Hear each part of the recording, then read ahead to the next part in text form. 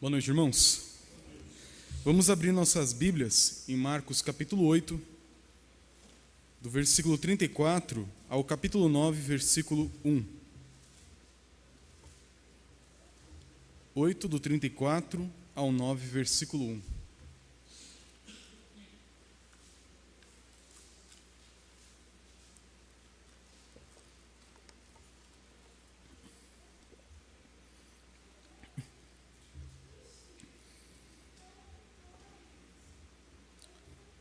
Assim nos diz a palavra de Deus. Então, convocando a multidão e juntamente os seus discípulos, disse-lhes: Se alguém quer vir após mim, a si mesmo se negue, tome a sua cruz e siga-me. Quem quiser, pois, salvar a sua vida, perdê-la-á, e quem perder a vida por causa de mim e do Evangelho, salvá-la-á. Que proveita o homem ganhar o mundo inteiro e perder a sua alma? Que daria um homem em troca de sua alma? Porque qualquer que nessa geração adúltera e pecadora se envergonhar de mim e das minhas palavras, também o Filho do Homem se envergonhará dele quando vier na glória de seu Pai com os santos anjos. Dizia-lhes ainda: Em verdade vos afirmo que dos que aqui se encontram, alguns há que de maneira nenhuma passarão da morte até que vejam ter chegado com poder o reino de Deus. Vamos orar mais uma vez ao nosso Deus, pedindo que Ele nos abençoe, nos instrua, ilumine nossa mente para compreender a sua palavra no coração. Senhor, nós te agradecemos porque na tua palavra nós temos a verdade que todo homem, toda mulher, toda pessoa neste mundo, em qualquer época, precisa ouvir. Verdades que transcendem o tempo, as culturas, os contextos, e que são verdadeiras para cada um de nós, porque todos nós estamos diante de ti. E nós pedimos, Pai, que nessa noite, diante de um texto tão importante da Tua Palavra, que revela tanto sobre o nosso lugar como discípulo, o custo do discipulado, que o Senhor desperte em nosso coração um coração de discípulo, Pai. Forme hoje, aqui neste lugar, novos discípulos de Ti. Reanima aqueles que estão desanimados e ajude-nos, Senhor, a encontrar a vida, a alegria, a honra e o louvor de estarmos ao Teu lado como discípulos de Cristo. É o que pedimos em nome de Jesus. Amém. Meus irmãos, antes de olharmos propriamente para o texto, eu gostaria que você pensasse em uma pergunta que por vezes lemos como retórica no texto aqui da Escritura, não como uma pergunta retórica. Eu gostaria que você olhasse para a sua própria vida, olhasse para si mesmo, olhasse para o seu futuro, tudo aquilo que envolve a sua própria identidade, e respondesse a pergunta de Jesus no versículo 37. Que daria um homem em troca da sua alma? Ou parafraseando, quanto custa a sua vida? Quanto custa não apenas a vida que você já tem, mas quanto custa também o seu futuro, os seus sonhos, aquilo que você olha para si mesmo e deseja ter a longo prazo, olhando para a completude da sua vida? Quanto custa a sua vida hoje? Quanto custa o seu futuro? Quanto custa os seus sonhos? Quanto custa ser quem você é, do jeito que você é e como você deseja ser? Eu sei que não é uma pergunta fácil, ninguém pergunta isso aqui todo dia para você, né? Que oração e quanto custa a sua vida? Eu sei que não é algo tão simples de pensar a resposta. Alguns poderiam, por exemplo, pensar assim: olha, para ser quem eu sou, defendendo os valores que eu defendo, cuidando da minha família do jeito que eu cuido, do meu corpo como eu cuido, tendo sonhos e metas que eu tenho, custaria caro financeiramente. Custaria uns 5 mil, 6 mil reais por mês. Custaria também muita dedicação, esforço, foco. Custaria abrir mão de muitos prazeres temporários para ter um resultado a longo prazo. Custaria dizer não para algumas coisas e sim para outras. Custa caro ser quem eu sou para conquistar aquilo que eu desejo conquistar. E isso, de certa forma, é uma verdade. Nenhuma vida com algum tipo de valor ou com alguma coisa é barata, não custa nada. Mas a questão que Jesus coloca para nós, a pergunta do versículo 37, é uma pergunta que, apesar de ser difícil de ser respondida, é uma pergunta que deveria nos fazer pensar: quanto custa a sua vida? Porque, como veremos nesse texto, Jesus quer que você abra mão completamente disso. E se você não sabe o quanto custa, por que você abriria mão de uma coisa que você sequer tem noção do valor? Por isso, vamos olhar nesse texto aqui o custo do discipulado de Jesus. Vamos olhar o que Jesus quer dos seus discípulos para que, de fato, sejam seus discípulos. E isso vai começar aqui no nosso texto, fazendo uma conexão com o que vimos na semana passada. Na semana passada, do versículo 31 ao 33, nós vimos que Jesus começou agora a dar uma nova ênfase no seu ministério.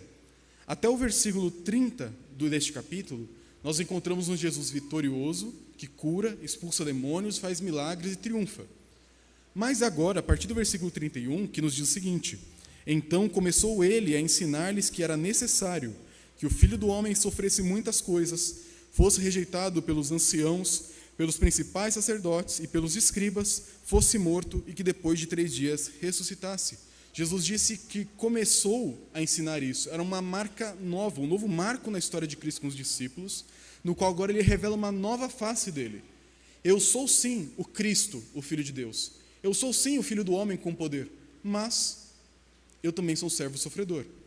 E o nosso texto vem na continuação dessa história. Se você reparar bem, o versículo 34 começa assim: então, dando sequência ao que Jesus tinha acabado de fazer, convocando a multidão e juntamente os seus discípulos, disse-lhes: se alguém quer vir após mim, a si mesmo se negue, tome a sua cruz e siga-me. Então Jesus está naquele movimento particular com os discípulos, falando: eu vou morrer, é necessário que eu morra da pior maneira possível e ressuscite, para que eu cumpra a minha missão.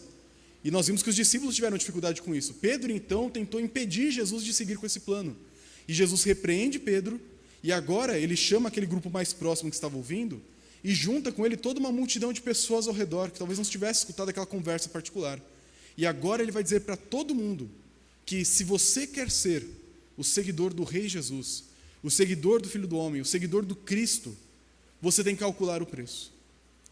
Porque até aqui no Evangelho, é fácil, entre muitas aspas, seguir Jesus. Qual que é a dificuldade de você seguir um homem que multiplica pão e peixe? Qual é a dificuldade de seguir uma pessoa que impõe as mãos sobre os enfermos e eles recuperam a saúde, até mesmo voltam à vida quando estão mortos?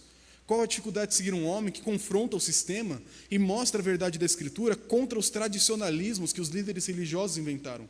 Qual a dificuldade de seguir um homem tão triunfante e poderoso como esse? Nenhuma.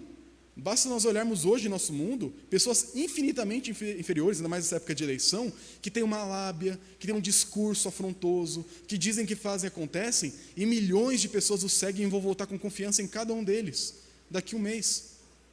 O nosso mundo adora seguir grandes líderes, pessoas com discursos e feitos grandiosos, sejam eles verdade ou não. Mas o que Jesus vai chamar a nós, nesse momento, para pensar, é o seguinte: você quer seguir também aquele que, além de ser tudo isso, também é aquele que é morto, traído e humilhado? Você está preparado para seguir um rei que vence, mas que para conseguir a sua vitória final, ele vai passar por tamanho sofrimento e humilhação? Você quer seguir o Jesus completo ou apenas um Jesus parcial?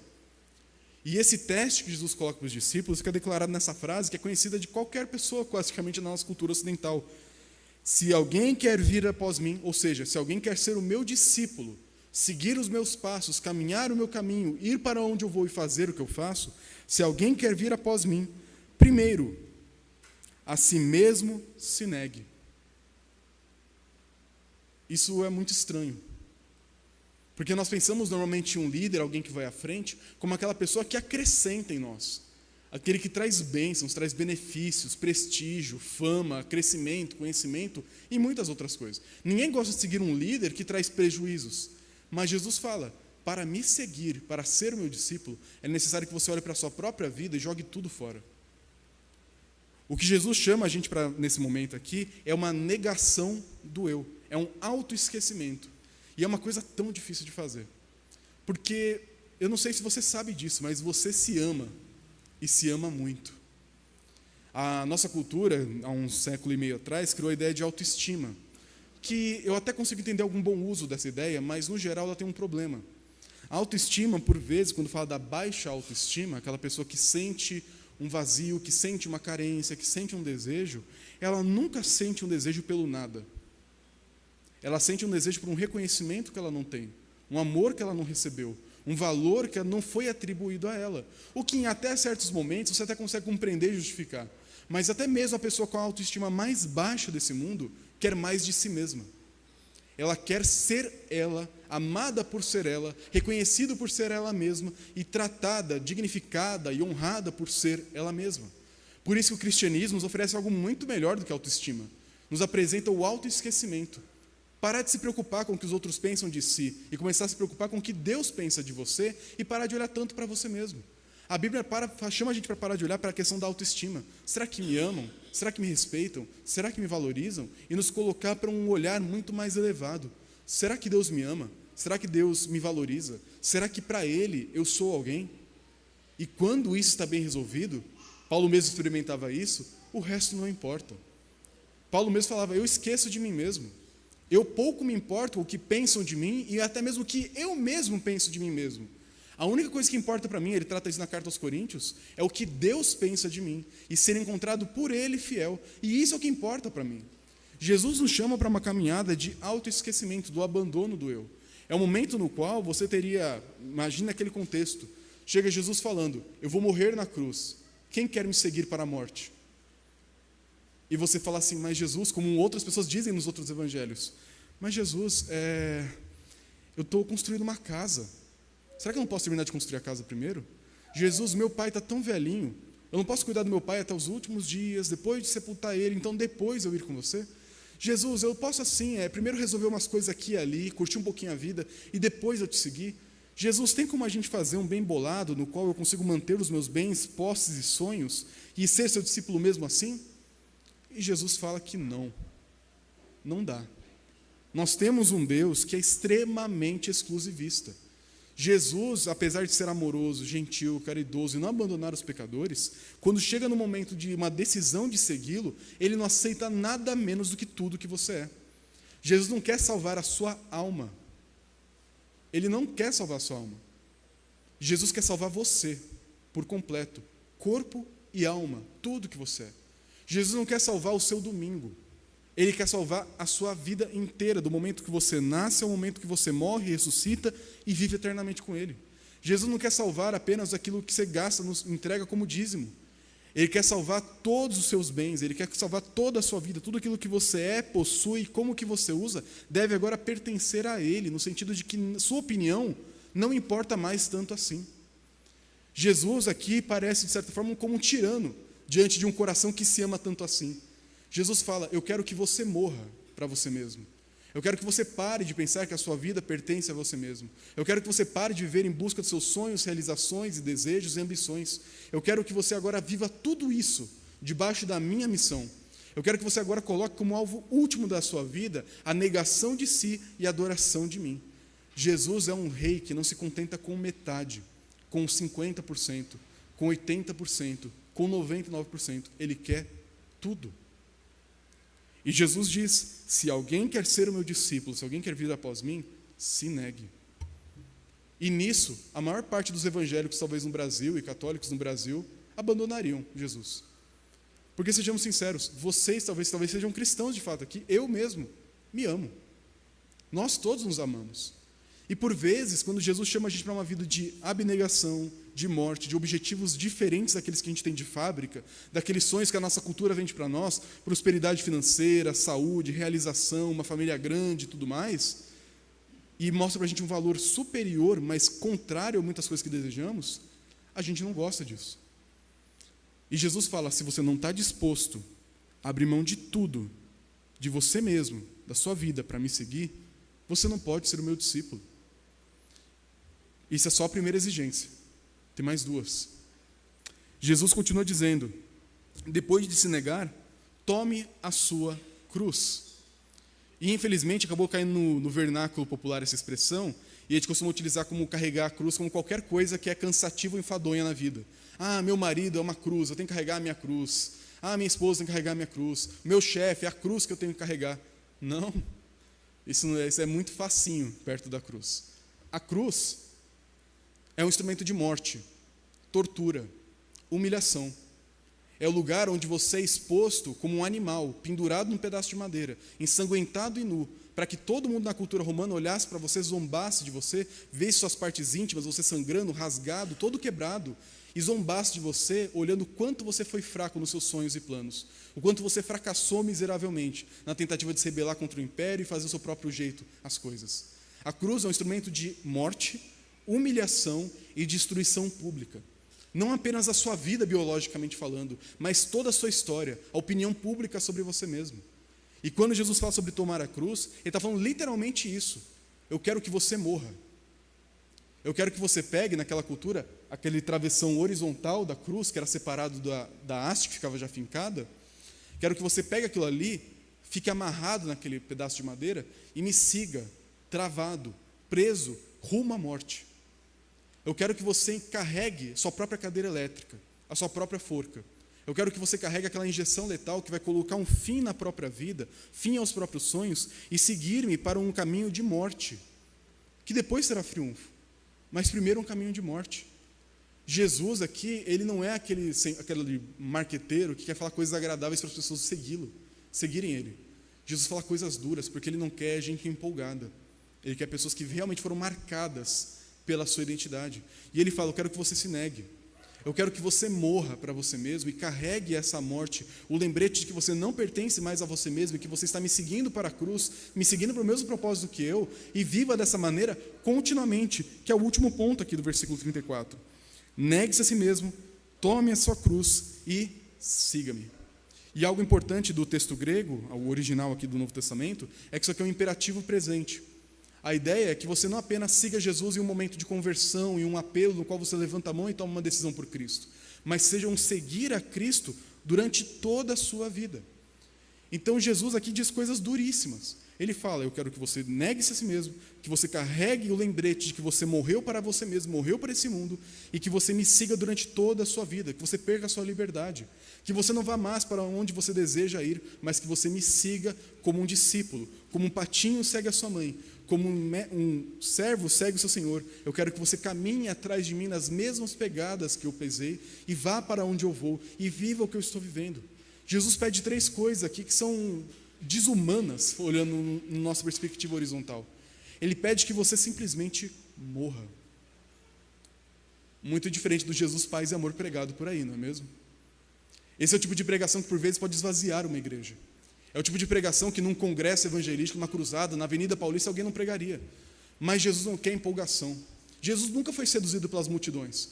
Vocês talvez se lembrem daquele momento em João, no Evangelho de João, quando Jesus, depois de multiplicar os pães, próximo desse contexto, ele vê um monte de gente seguindo ele. E ele faz um teste e diz, olha, vocês me seguem porque vocês comeram o pão que eu multipliquei. Vocês me seguem porque comeram os peixes que eu multipliquei. Mas se vocês querem algo de verdade comigo, eu quero que vocês comam do meu corpo e bebam do meu sangue. E na hora que Jesus falou isso, acabou a marmita grátis, acabou o oba-oba, agora eu quero que vocês comam a minha carne e bebam do meu sangue. Humanamente falando, parece canibalismo. As pessoas falam, quê? Não, eu vim atrás de pão, Jesus, não atrás de canibalismo. Eles não estavam prontos para entender o que Jesus queria dizer com isso. E naquele momento eles começaram a ir embora. E foram. No final, talvez Jesus olhando para uma colina, talvez olhando para outro lado, ele olha para trás e vê que não sobrou ninguém. Só o grupo dos 12 apóstolos. E o que Jesus faz? Vira para eles e fala, vem cá, vocês não querem ir embora também não? A porta da rua é a serventia da casa. Vocês não querem seguir também? Alguém lembra a resposta de Pedro?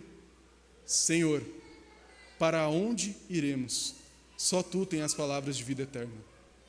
Pedro entendeu naquela hora que o verdadeiro valor que Cristo tem para oferecer não é o pão que apodrece, não é o peixe que mofa, mas é o pão do céu que é o próprio Senhor Jesus Cristo. Comer e beber de Cristo é ter uma íntima comunhão com Ele, é encontrar na pessoa de Jesus todo o seu valor, sustento e necessidade suprida em um homem Deus perfeito, que conhece quem nós somos, se fez semelhante a nós e supre cada uma das demandas do seu povo como um rei que ama os seus súditos, mas não a qualquer custo. Jesus não é o rei do pão e circo, ele é o rei da carne e sangue, é o rei que morre e é o rei que quer que você morra para ter a vida que ele tem para oferecer. Por isso Jesus não se comove com multidões, ele quer na verdade corações sinceros entregues a ele. E o nosso texto vai continuar aqui mostrando algumas razões do porquê isso seria tão importante, porque afinal de contas, se negar, carregar uma cruz, seguir alguém pelo resto da vida, parece algo que só traz malefícios, mas Jesus dá razões para isso. Versículo 35 a 38, vai nos dar 2 razões. Ele vai começar a nos mostrar que esse é o único meio para ter a verdadeira vida. O único caminho para a vida é a morte. O versículo 35 vai nos dizer o seguinte: quem quiser, pois, salvar a sua vida, garantir uma vida boa e plena, lutar e proteger ela com todo o esforço. Quem quiser salvar a sua vida, vai perdê-la. Quem perder a vida por causa de mim e do Evangelho, salvá-la-á. Que aproveita ao homem ganhar o mundo inteiro e perder a sua alma? Que daria um homem em troca da sua alma? Jesus mostra que o único caminho para você ter a vida eterna, o único caminho que Ele mesmo tem para ser o Rei dos Reis, Senhor dos Senhores, dominar sobre céus e terra e redimir o seu povo, é o caminho da morte. E esse caminho, como Ele mesmo falou, é um caminho de negação, é um caminho de troca de valores, é um caminho de abrir mão de si e agora colocar um novo valor no coração. E Jesus mostra, se você tentar, com todo o seu esforço, viver 100, 200 anos nessa vida, ter a melhor vida que você puder, trabalhar, economizar, investir, dar uma boa escola para os seus filhos, conseguir o melhor plano de saúde, ter a vida dos seus sonhos, viver a vida de um Deus nessa terra. Quando você morrer, você vai perder tudo. Minha avó já dizia, no caixão não tem gaveta. Você não vai levar nada. E a grande questão é que o homem, mesmo assim, tenta carregar tudo. Mesmo assim, tenta viver aqui agora em 50, 60, 70, 90, 100, 120 anos, uma vida que passa como um sopro. O Eclesiastes, um livro do Antigo Testamento, fala que a nossa vida é assim, ela passa. É isso que é a vaidade em Eclesiastes. A palavra revel, que é traduzida como vaidade, significa sopro, vapor. É isso, nossa vida é assim. E passa. Daqui a 200 anos ninguém vai lembrar que você existiu. Talvez um tataraneto muito curioso querendo montar uma árvore genealógica da família.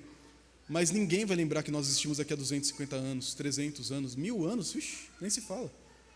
Nós não seremos nem pó mais. Nós vamos sumir.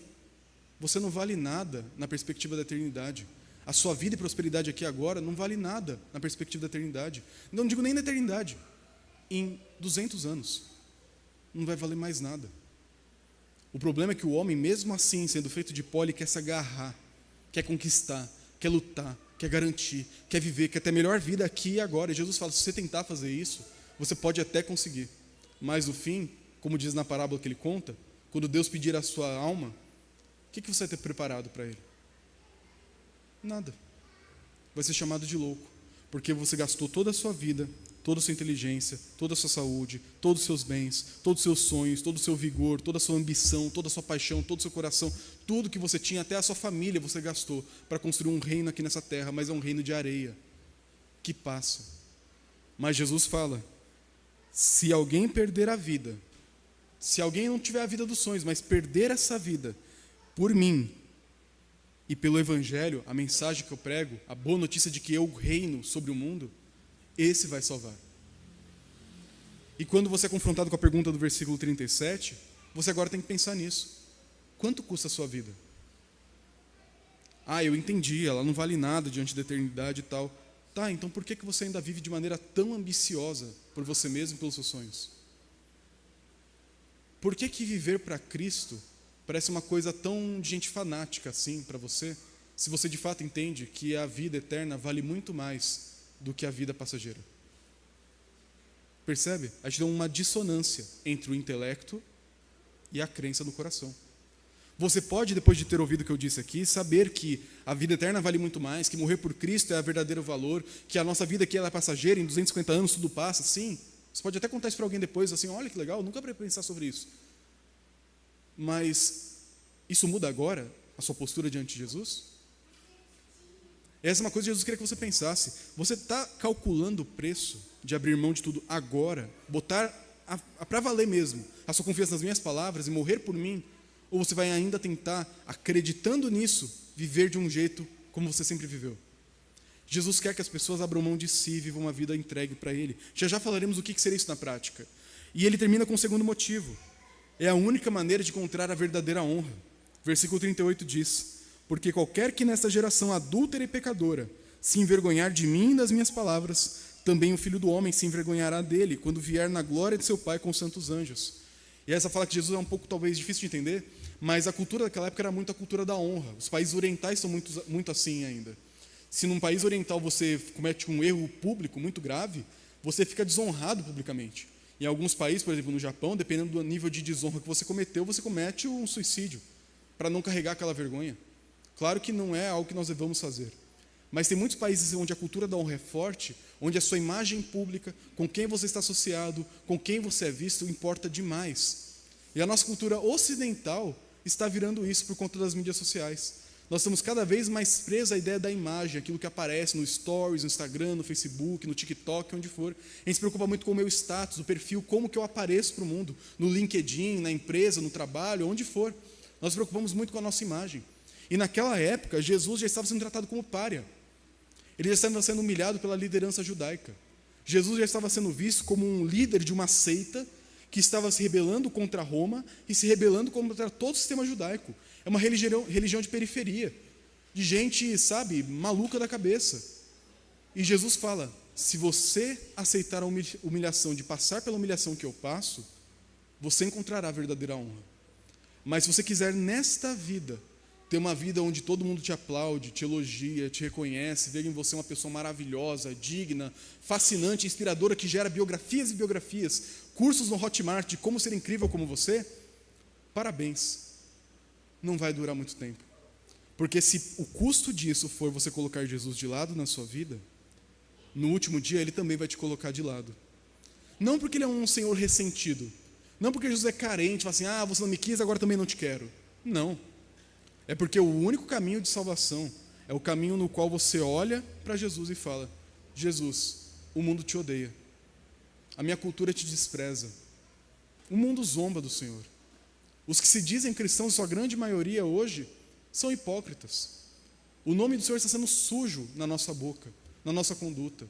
E eu ainda assim quero ser associado contigo. Eu ainda assim quero ser identificado como alguém que segue Jesus. Eu ainda assim quero ser chamado de evangélico, protestante, reformado, cristão, o nome que for. Eu ainda assim quero ser humilhado por causa disso. Eu ainda assim quero ter má fama por causa disso. Eu quero pagar o preço de ser parecido com você e que as pessoas falem que eu sou um pouquinho parecido com o Senhor. E custe o que custar. O caminho da desonra leva à verdadeira honra. E o caminho da honra temporária leva à desonra eterna. Então o que Jesus mostra para nós, mostra para os discípulos naquela época, é justamente essa confrontação. Eu quero que você se negue, quero que você carregue a sua cruz e que você me siga por toda a vida. Porque somente assim, nesse caminho de morte, você vai encontrar a vida. Porque somente assim, no caminho da desonra pública, você será honrado no último dia. Somente seguindo os meus passos para a cruz, você vai encontrar a ressurreição e a vida eterna ao meu lado. Não há outro caminho. E nesse sentido, como disse no começo, Jesus é muito exclusivista. Não tem salvação em nenhum outro caminho. Não tem como ser salvo por ser uma pessoa boa. Não tem como ser salvo buscando a Deus do seu próprio jeito. Não tem como ser salvo vivendo uma vida alheia a Jesus, no qual Jesus não passa de uma boa ideia, uma pessoa legal que você gosta. Ou Jesus é Deus, Senhor da sua vida, que leva você a uma morte para você mesmo todo dia, uma nova vida nele todo dia, ou ele não é o que ele deveria ser. Ou Jesus custa algo para você, ou ele ainda não é o Senhor da sua vida. Seguir a Jesus custa caro. Graças a Deus, em certo sentido, hoje custa um pouco menos na prática, pelo menos na nossa cultura. Talvez você não vai ser morto, não vai ser torturado, não vai ser perseguido como os cristãos foram por milênios na história da igreja, aqui no Brasil, no nosso contexto. Mas mesmo nessa bênção, existe um perigo de você pensar que ser cristão é só, eu vou na igreja. Eu digo que sou cristão, mas de fato você nega a sua própria vida e segue o caminho de Jesus todo dia na sua vida particular diária? É mais fácil se enganar, viver no auto-engano, uma cultura onde é fácil ser cristão, do que no momento de perseguição. Porque na perseguição ou você morre por Jesus ou você não é cristão. Mas no mundo de hoje, você pode não ser cristão e parecer cristão, se dizer cristão, mas você não paga o preço do discipulado, você não segue os passos de Jesus todos os dias se negando e vivendo a vida de morte temporária para ter a vida eterna que Ele preparou para cada um de nós. E Jesus termina com uma promessa, porque é duro esse discurso, é dura essa cobrança, mas Jesus mostra para eles que esse sofrimento vai ter fim, que essa humilhação ela vai ser temporária, que essa morte, essa cruz pesada em nossas costas, essa negação e esse caminho estreito é temporário. O versículo 1 do capítulo 9 é talvez o versículo mais difícil do Evangelho de Marcos para interpretar. Mas ele nos diz o seguinte: Dizia-lhes ainda: Em verdade vos afirmo, ou seja, o que ele vai falar agora é uma coisa seríssima, para não ter dúvidas, deve ser guardado no coração como uma promessa, para todo sempre. Em verdade vos afirmo que, dos que aqui se encontram, alguns há que de maneira nenhuma passarão pela morte, até que vejam ter chegado com poder o reino de Deus. E do que Jesus está falando? Essa pergunta intriga os teólogos há 2000 anos, né? E agora eu não vou trazer a bala de prata que resolve tudo. Mas de acordo com os melhores estudos, e eu tenho convicção dessa posição, eu entendo, e a maior parte dos estudiosos entende, que Jesus está falando sobre a sua ressurreição. Os judeus esperavam que quando o Messias viesse, eu falei bastante isso nos últimos sermões, Jesus viria como um rei, que esmagaria os inimigos e estabeleceria um reino eterno. Jesus vem agora e fala que eu tenho que morrer para que isso aconteça. Mas ele diz, em verdade vos afirmo que alguns aqui que estão me ouvindo, Pedro, João, Tiago, a multidão anônima, talvez muitos de vocês aqui vão ver com os próprios olhos, antes de passar pela morte, o reino já chegar. Aquela luz depois da noite, aquela vida depois da morte, alguns de vocês verão com os próprios olhos isso chegando nessa terra. E aqui ele está falando sobre a sua própria ressurreição. Porque quando Jesus ressurge dos mortos ao terceiro dia, ele está vencendo a morte. Ele está mostrando que a morte não tem domínio sobre os fiéis, que a morte não teve domínio sobre ele, por isso nenhum daqueles que está associado, unido na cruz com ele, vai ficar preso na sepultura. Todos nós nos levantaremos no último dia junto com a ressurreição de Cristo, porque ele levantou, nós levantaremos. Quando Jesus vence a morte, ele inicia uma nova era no tempo. É como se nós tivéssemos uma sobreposição de dimensões. Aqueles que gostam de ficção científica, os filmes da Marvel, na última era da Marvel, aí vão entender mais ou menos o que eu estou querendo dizer. É como se tivéssemos duas linhas do tempo, duas dimensões se sobrepondo. Jesus, com a sua ressurreição, ele mostra que agora existe um novo caminho de vida, um caminho de restauração, onde os céus e a terra serão fundidos, onde o pecado, a morte e o diabo serão destruídos, onde as lágrimas serão enxugadas, onde o câncer, a morte, o sofrimento, a perseguição, as guerras, tsunamis, terremotos, toda a desgraça que há nesse mundo, desde o pecado de Adão e Eva, serão resolvidos. E toda essa nova era começa quando Jesus sai da sepultura e caminha para fora. Ele é a primícia, o sinal de um pagamento que Deus trará no último dia. Jesus, quando ressuscita, ele mostra, eu venci. E vocês que negaram-se a si mesmos, carregaram a cruz e morreram comigo e por mim, vão se levantar comigo também para essa nova vida. Jesus ressuscita. Ele sobe ao céu e agora está sentado à direita de Deus, não para descansar, mas para trabalhar. E assentado como rei, ele agora governa céus e terras como filho do homem. E quando ele subiu, o primeiro ato diplomático, o primeiro ato oficial de Jesus, vocês lembram qual foi? Derramar o Espírito Santo nessa terra. Fazer chover do seu Espírito, descer como uma chuva de fogo sobre os seus discípulos. Um Espírito que agora habita em cada um daqueles que creem em Cristo. E experimentam em si o poder da nova criação, o poder da ressurreição na própria vida. E aqueles que têm o Espírito Santo dentro de si, agora vivem com esse Espírito trabalhando dentro de si, queimando como uma chama que nada pode apagar, ardendo e nos movendo no meio da escuridão para a luz do dia que está prestes a começar. Essa semana eu ouvi uma música muito bonita, que dizia que as trevas que nós experimentamos nessa vida como cristãos, não é porque está anoitecendo, é porque está prestes a amanhecer. Se vemos trevas ao nosso redor, não é porque vai ficar cada vez mais escuro, é porque vai ficar cada vez mais claro. O novo dia está chegando. Jesus vai voltar. E quando ele voltar, aquele início da nova era com a sua ressurreição, o Pentecostes, e a instauração da igreja agora como sua agência missionária, que vai espalhar o domínio de Cristo sobre os céus e a terra, será cumprida. Jesus quer que aquelas pessoas olhassem para a ressurreição dele e percebessem, vale a pena seguir a Jesus.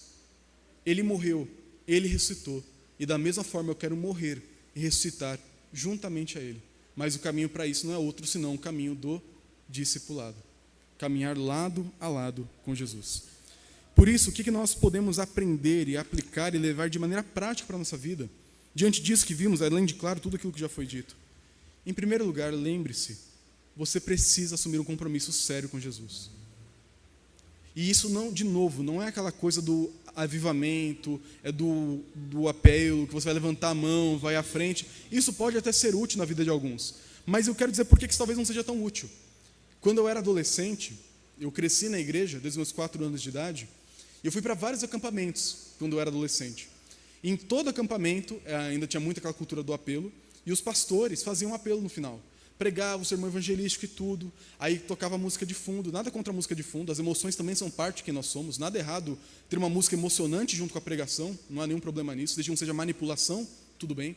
E havia aquela música bonita de fundo, correspondendo com a palavra, com o que estava sendo dito, as pessoas estavam comovidas, e o pastor falava, se alguém aqui quer entregar sua vida para Cristo, viver uma nova vida, uma vida livre do pecado, uma vida de vitória, levante a sua mão e eu quero orar com você. E a primeira vez eu levantei a mão, com convicção, sem medo, eu quero a nova vida com Cristo, eu quero seguir a Jesus com toda a minha vida, eu quero que Ele mude meu ser. Aí eu orei e falei, é agora. Acabou o acampamento, voltei para a velha vida. Aí fui para um outro acampamento. E aí teve a música, e eu fiquei emocionado, racionalmente eu tive convicção, é isso que eu quero a nova vida, eu quero o poder do Espírito Santo, eu quero esse poder. E eu ia lá e de novo levantava a mão. Imaginava o pastor, que no mesmo acampamento assim, de novo? E foi. Aí uma terceira vez, de novo. E foi. E aí teve uma outra vez que eu levantei a mão, aquele dia de fato eu tenho certeza que minha vida mudou, talvez não sei se é a conversão, mas um avivamento pessoal. E eu chorei, eu me arrependi dos meus pecados, senti a leveza da graça. E de segunda-feira chegou, e de novo parece que não mudou muita coisa. Aí eu lembro que eu fui para Ibel, me preparar para ser missionário, pastor, obreiro. E a primeira vez que fui pregar lá no Morro Doce, Monte Alegre, não lembro agora o nome da congregação, me desculpem. Em São Paulo, uma periferia de São Paulo. E aí, antes da sermão, eu sentei lá na sala com o pastor que fazia esses apelos, e eu falei assim, pastor, posso te confessar uma coisa? Eu sentia muita raiva de você. Porque você fazia promessa no apelo de que se eu levantasse a mão, minha vida ia mudar. E não mudou.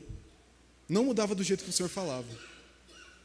E aí ele me explicou que aquilo ali seria o começo de uma jornada a longo prazo, não seria uma coisa que mudaria do dia para a noite.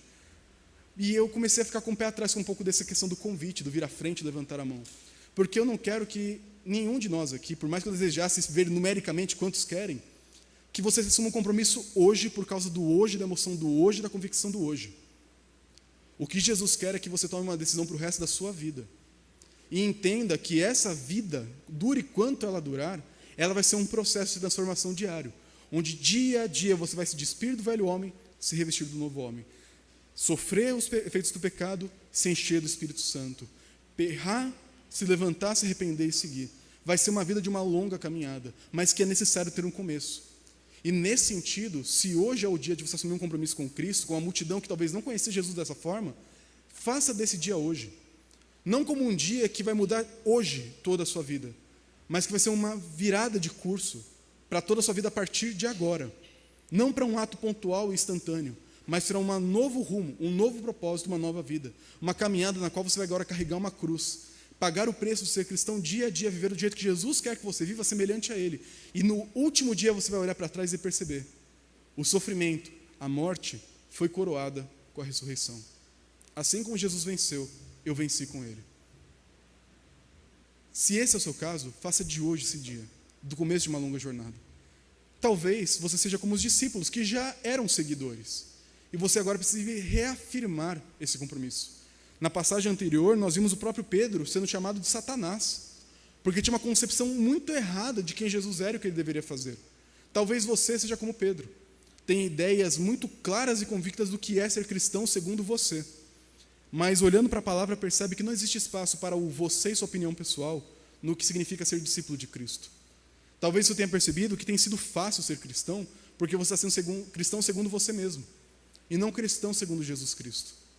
Se esse é o seu caso, você tem tentado convencer Jesus a ser do seu jeito e não do jeito dele, é dia de arrependimento, de renovar esse compromisso, de assumir um novo passo, uma nova marcha na caminhada atrás de Jesus. Não é começar algo que já começou, mas é sacudir a poeira, olhar que você está distante daquela trilha original, sair do atalho e ir para o rumo certo, e seguir por aquele rumo, custe o que custar. Em segundo lugar, busque ter um novo valor. De novo, quanto vale a sua vida, o seu futuro? Qual que é o seu maior sonho hoje?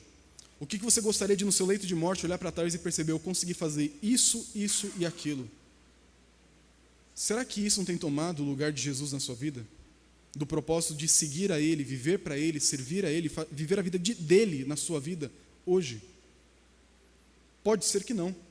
Pode ser que seja algo extremamente compatível e justo. Mas, por vezes, quando a primeira coisa que você pensa não é ser parecido com Jesus, expandir o reino dele nessa terra, abençoar outras pessoas, você perdeu o foco, ainda que com coisas boas e justas. A nossa maior ambição deveria ser parecido com Jesus no último dia e alcançar quantos nós pudermos com a palavra dele. E por fim, tenha um novo objetivo que vai te conduzir agora.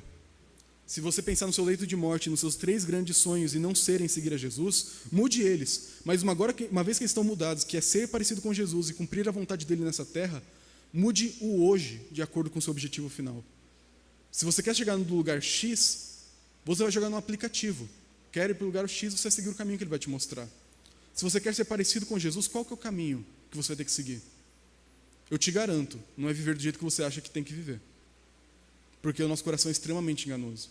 O caminho é olhar para a Escritura, olhar para Jesus e viver os passos de Jesus do jeito de Jesus, nos termos de Jesus, com o poder, auxílio, graça e Espírito de Jesus. Por isso, não deixe para amanhã o compromisso de seguir a Cristo com todo o seu coração. Assuma Ele hoje, mas não faça isso de maneira sozinha. Caminhe com a igreja, caminhe com o Espírito Santo, caminhe com Jesus. Não tente ser cristão do seu jeito e muito menos, não tente ser cristão sozinho, desigrejado. Você precisa da igreja, que é o corpo de Jesus. Você precisa de outras pessoas que querem seguir para o mesmo objetivo, para na hora que você desanimar, falar assim, não é hora de parar ainda não. Aqui não é o pit stop, aqui não é a parada final, nós temos que seguir. Ou quando ficar pesado, alguém carregar o peso com você. Ou quando ficar leve demais para você, você puder ajudar alguém que está pesado de carregar. Nós precisamos fazer essa caminhada como um povo atrás da cruz de Cristo. Por isso nós vamos orar. Vamos pedir que Deus transforme nosso coração, transforme nossa mente, nos faça calcular o preço do discipulado e assuma um compromisso com Ele. E se é o seu caso de assumir hoje esse compromisso, reafirmar esse compromisso hoje, faça nisso nesse momento. E depois nós vamos cantar ao nosso Deus sobre a cruz maravilhosa de Jesus. Senhor, nós acabamos de ler uma passagem dura da Tua Palavra. Um texto que tira qualquer margem de autossatisfação, autoglorificação, de autodeterminação. O Senhor pede de nós tudo. E dar ao Senhor tudo aquilo que nós temos e somos, e sonhamos e desejamos, não é fácil para nenhum de nós. Nem mesmo para aqueles que já creem em Ti, isso é algo fácil de fazer todos os dias. Mas nós pedimos, Senhor, que a Tua beleza, a Tua glória, sejam aquilo que nos conduzem, seja aquilo que nos cativa, que seja o nosso objetivo no horizonte para o qual nós seguimos, Senhor. E pedimos, Pai, que se alguém aqui hoje que está querendo fazer esse compromisso, de carregar a cruz, se negar e seguir a Cristo, custe o que custar, dá essa convicção no coração de que o Senhor o aceita, que o Senhor não rejeita aqueles que vêm a Ti, mas também dá o poder, dá o enchimento do Teu Espírito para que essa caminhada seja feita num caminhar contínuo, resiliente, lado a lado de Jesus, do Teu corpo, que é a igreja. Pedimos também, Pai, aqueles que já estão nessa caminhada, mas talvez tenham perdido o foco. Nos ajuda, Senhor, renova o nosso compromisso contigo, nos faz sentir de novo o peso da cruz em nossos braços. Nos faz de novo lembrar do quanto custa ser cristão. Nos faz de novo, Senhor, pagar o preço, talvez a humilhação pública, de sermos associados contigo. Porque nesta humilhação e nesta morte há glória, nessa humilhação e nessa morte há vida. Nos ajuda, Senhor, a viver um compromisso vivo com o Senhor. A começar por mim, Senhor. Não deixe nenhum de nós caminharmos no caminho da hipocrisia e da mera aparência, mas que nós sejamos cristãos de fato. Pessoas que parecem com Jesus de fato. E sem o Senhor, sem o Teu Espírito, sem a Tua igreja, nós não conseguiremos. Por isso nos ajuda, nos capacita e nos dá alegria, mesmo em meio à morte. Nos dá esperança, mesmo em meio ao sofrimento, de que esse é o caminho que conduz à vida eterna, que esse é o caminho que nos conduz ao reino do Senhor, que veio e ainda virá em plenitude no último dia. É o que nós pedimos em nome de Jesus. Amém.